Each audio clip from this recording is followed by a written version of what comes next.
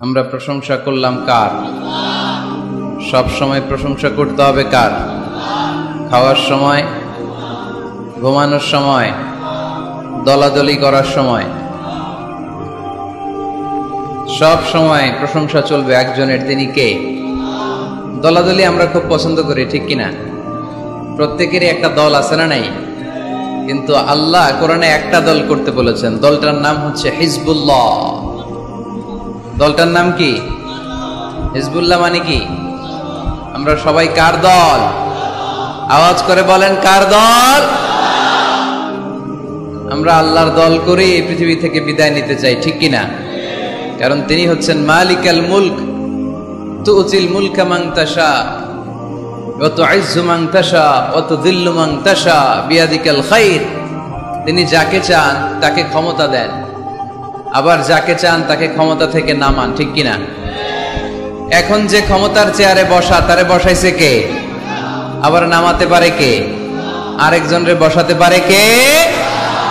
তিনি ক্ষমতার মালিক। আমাদের হাতে কোনো ক্ষমতা নাই। আমরা হচ্ছে দুর্বলের ঘরের দুর্বল, ঠিক কিনা?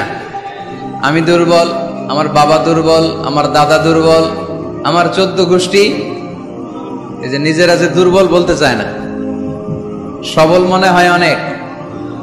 5 বার টয়লেটে গেলে 6ষ্ঠ বার চেহারার দিকে আর তাকানো যায় না। আজকে এই প্যান্ডেলে কেউ যদি বলে, হুজুর প্যান্ডেলের মাঝখানে সাপ, যদি কি বলে খুঁজে পাওয়া যাবে আপনাদেরকে? আপনারা থাকলো আমি এদিক দিয়ে দৌড়। কারণ চাচা আপন প্রাণ বাঁচা। সামান্য একটা সাপ শুনলে আমরা ভয় পেয়ে যাই।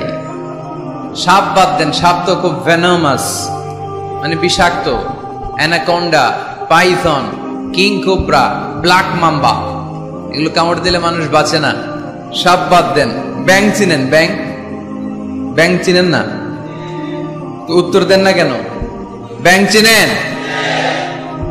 বুঝছি, আজকে খুব কষ্ট করে কথা বের করতে হবে। ভাওয়া ব্যাং চিনেন? 3-4টা ভাওয়া ব্যাং যদি কেউ ছেড়ে দেয়, এদিকে কয়টা, এদিকে কয়টা, ওদিকে কয়টা, কি অবস্থা হবে আজকে প্যান্ডেলের?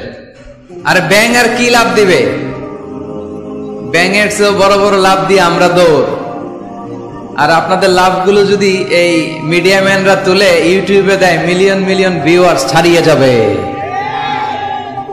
এই হচ্ছে আমরা ক্ষমতার মালিক। আমাদের ক্ষমতা সাময়িক। কখন আমরা 5 বছরের জন্য ক্ষমতায়। আমাদের দেশের নিয়ম কয় বছর? 5 বছর। এই সরকার অবশ্য লম্বা সময় ধরে আছে, ঠিক কিনা? সরকার যেই আসুক আমাদের মাথা ব্যথা নাই। তারা যদি ইসলাম দিয়ে আমাদেরকে পরিচালিত করে, আমরা তাদের সাথে আছি না নাই? আর যদি ইসলামের বিপক্ষে যায়, এটা যেই দলই হোক, তাদের বিরুদ্ধে আমাদের কথা আছে না নাই? তো আমাদের দেশের নিয়ম হচ্ছে 5 বছর, আবার আরেক সরকার 5 বছর, 5 বছর। আল্লাহ তো ক্ষমতার চেয়ারে বসা। আল্লাহ কয় বছর ধরে বসে আছে?